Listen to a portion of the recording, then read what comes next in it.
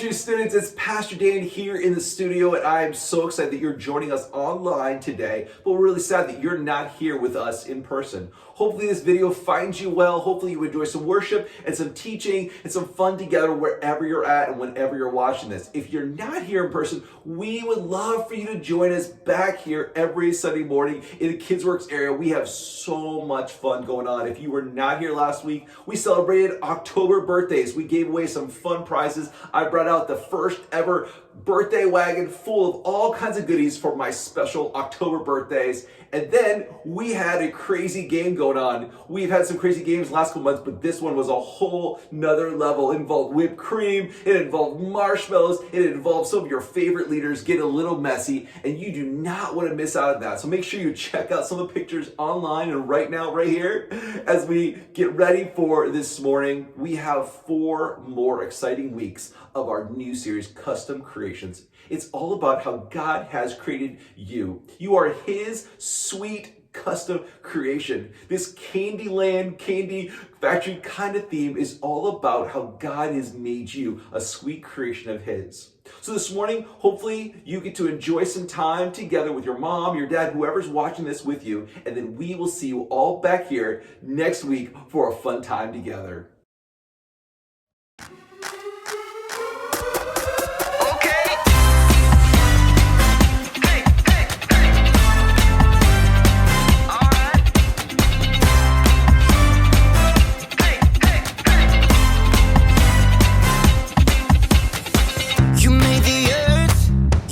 Spinning.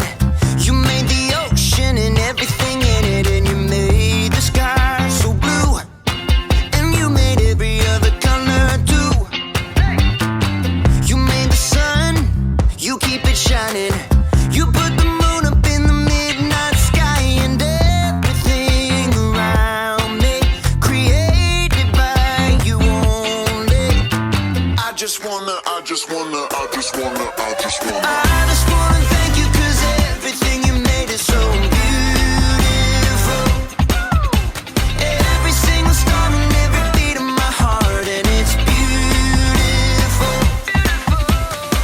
You made my feet, you made my hands, you made me sing and you make me dance, 'cause your love is all around me, and your love is so astounding.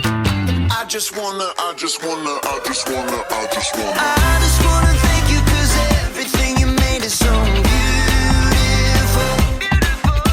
Every single star and every beat of my heart, and it's beautiful. Here we go, break it down now. Everything you created with your imagination is wonderful and good, wonderful and good. You're my inspiration beyond all explanation. You're wonderful and good, you're wonderful and good. Everything you created with your imagination is wonderful and good, wonderful and good. You're my inspiration beyond all explanation. You're wonderful and good, you're wonderful and good. I just wanna thank you, 'cause everything you made is so beautiful. Every single star and every beat of my heart, and it's beautiful. I just wanna thank you, 'cause everything you made is so beautiful. Every single star and every beat of my heart, and it's beautiful.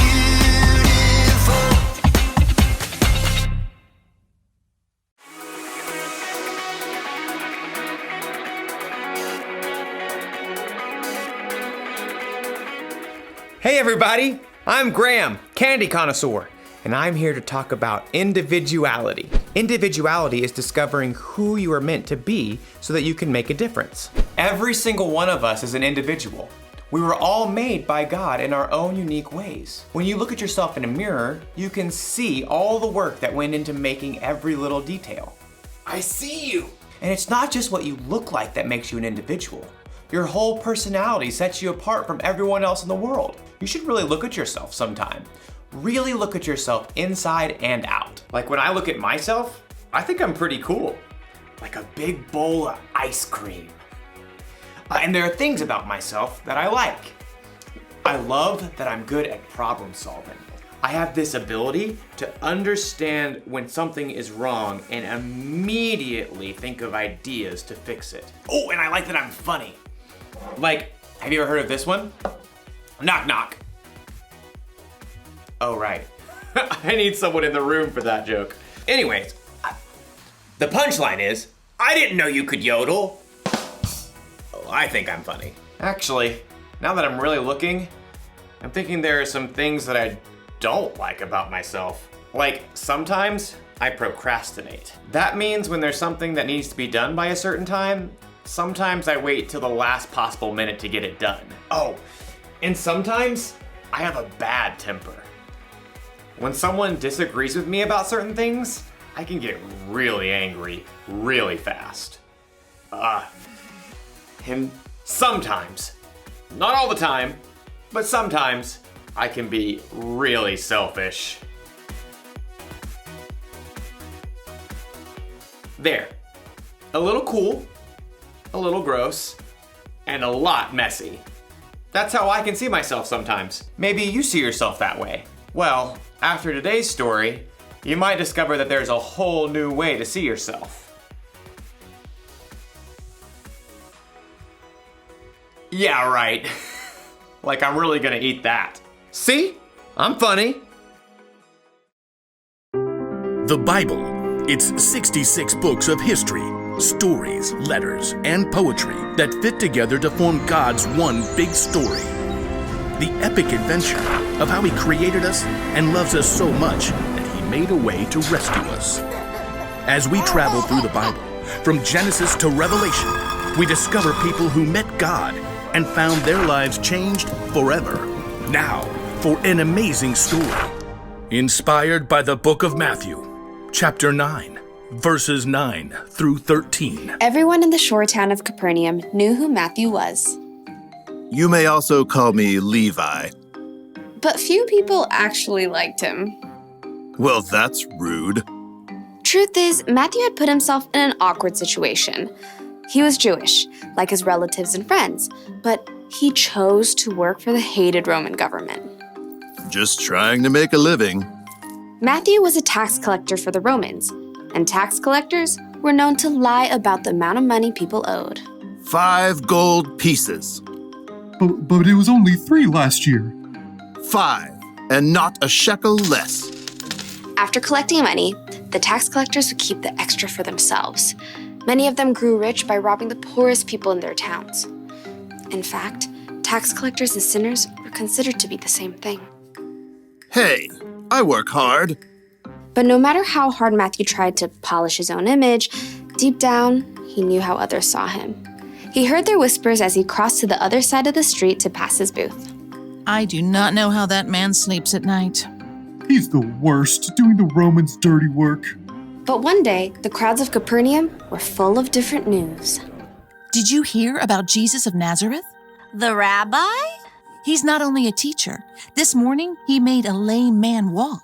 That's just talk. My son was there. He saw it with his own eyes. The whole city was ablaze with the story, and even Matthew, who was tucked away in his tax collector's booth, was fascinated. Maybe the man just had a limp or something?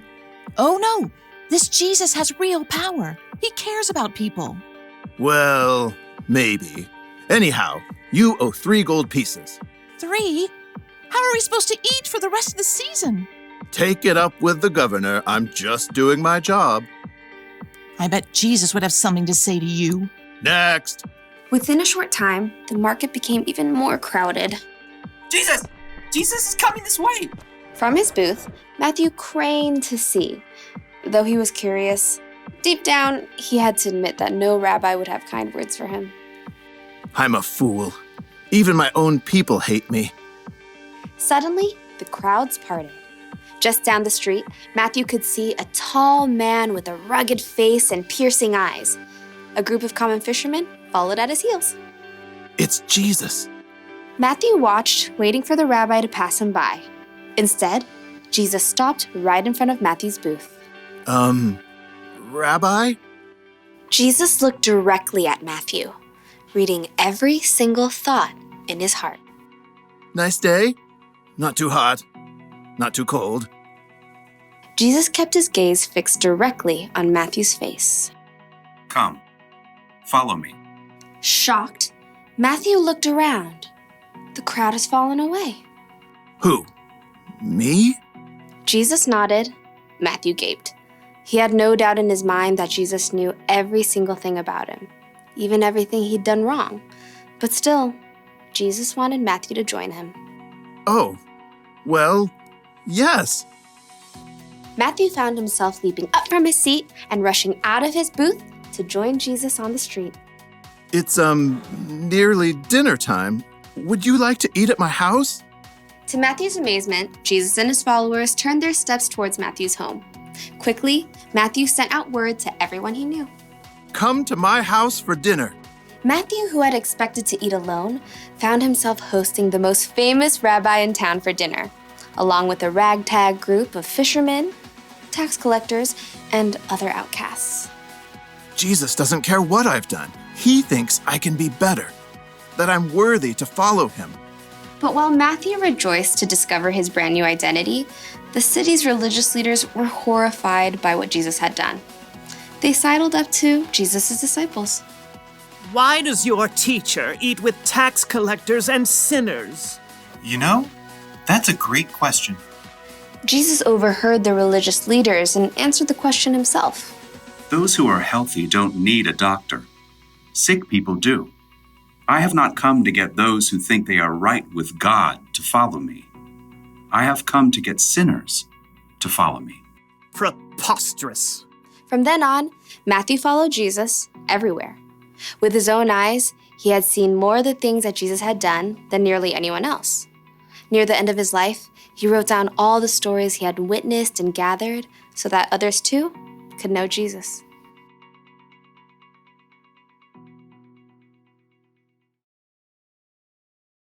Before he was one of Jesus' disciples, Matthew was a tax collector. Tax collectors were kind of known for cheating people out of their money. Other people would have called Matthew a sinner, and it would have been true. Matthew, like everyone else in the world, sinned, which means he did things that God wouldn't want him to do. I wonder if Matthew saw himself this way. A little gross, a little messy. He might have felt ashamed, even worthless. But then something happened. He met Jesus. Jesus chose Matthew to follow him, even though Matthew sometimes did things he shouldn't. Even though he was a sinner, Jesus wants you to follow him too. He wants you to know him and trust him. And it doesn't matter what you've done or how you see yourself. When Jesus died on the cross, he took the punishment for your sins. You are forgiven, and he loves you just as you are, mess and all. It's almost like when Jesus looks at you, he sees through the mess. He sees past your mistakes. He sees the individual you that God created. When you believe in and follow Jesus, it can help you see yourself through his eyes. And it's so much better that way. The one thing to remember today is this. Knowing Jesus changes how you see yourself. I definitely like myself a lot better without mayonnaise. Blech. I'll see you next time.